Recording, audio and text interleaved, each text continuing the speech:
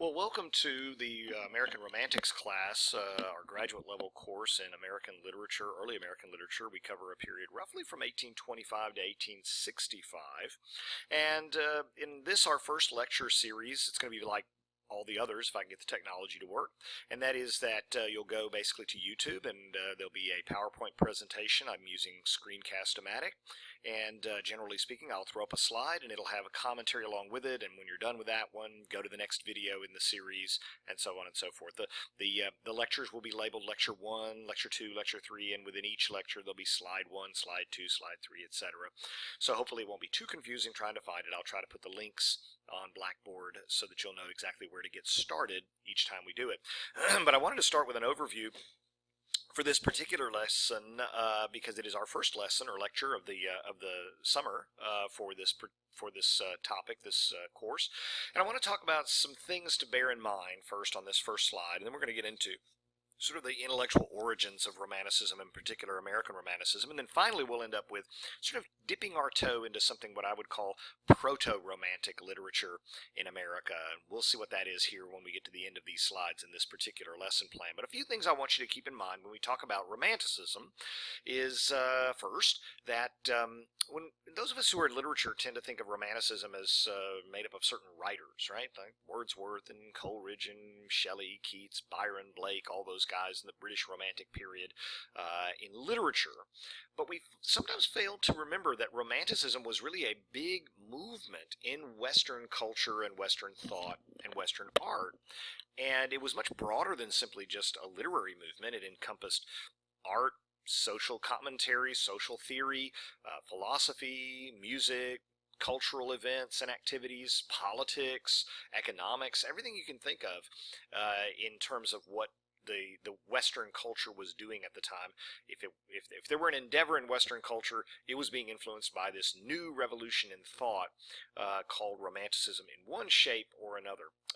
So don't be thinking just in terms of poetry, for example, because that is very important to those of us who are English majors, but it's not terribly important to those who are in art or in other areas. For example, Beethoven is considered a Romantic composer. For example, in the field of philosophy, people are reading new philosophers like Immanuel Kant, for example, and so on and so forth. So we have to kind of bear that in mind. This is part of something bigger that was going on as a big tectonic sort of cultural shift of the period. The second thing I want you to bear in mind is that not every place in the Western world experienced Romanticism at the same time or in the same way.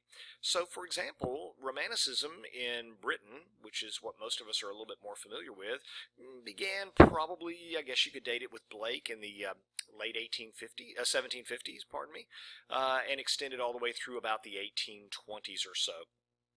And honestly, in the United States, Romanticism doesn't even really get started until the 1820s, when Romanticism in Britain is almost over. In fact, Emerson decides to go over as a young man, before he'd even become a secular writer, to be truthful. He was still a minister, hadn't even thought about writing as a career fully.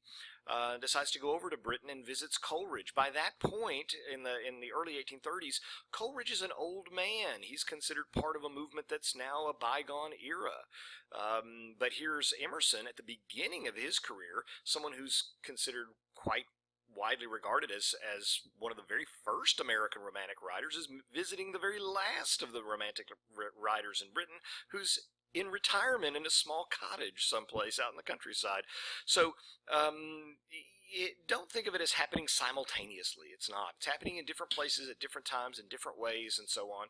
And certainly that's true in the United States. The third thing I would probably say that you should bear in mind is that it really, I'm a literary historian. I'm not a literary theory guy. I'm not, one of these guys who's interested in that so much as I am in things like biography, bibliography, textual editing, literary history, cultural movements, those kinds of things. So I approach it from a different perspective. It doesn't make me right, it doesn't make other people wrong. Just this is what interests me about literature, and this is how I like to approach it, and this is what sort of floats my boat.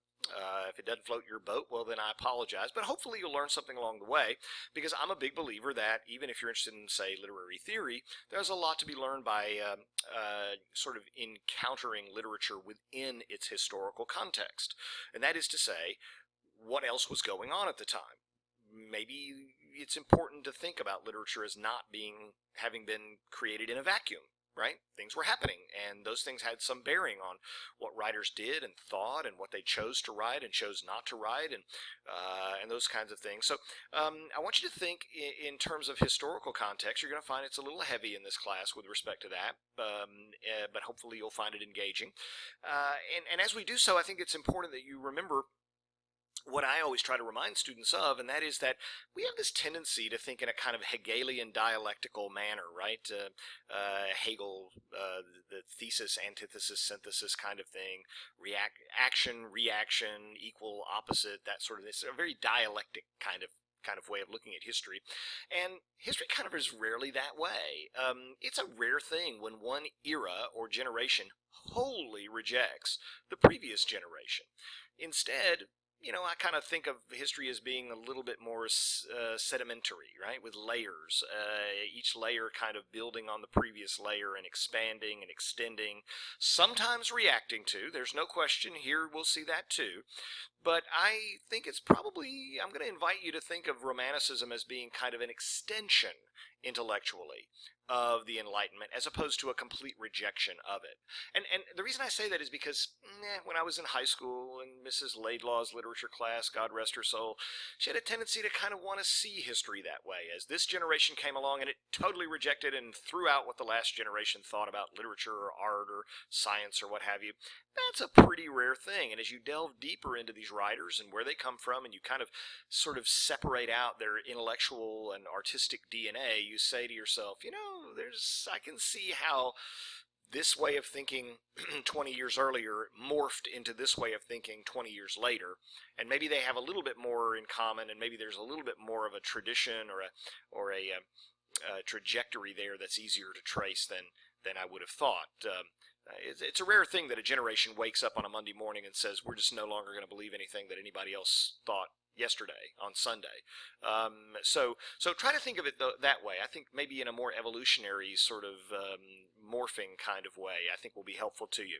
Anyway, this slide, what you want to do after we finish this slide, which we're doing now, is you want to go on to the next one, the next video, which will contain some information about the Enlightenment, basics about the Enlightenment. Some of that stuff you may find a little bit repetitive. Maybe you've already covered this kind of thing in a history or philosophy class, but it's not bad to have a primer or a refresher on it.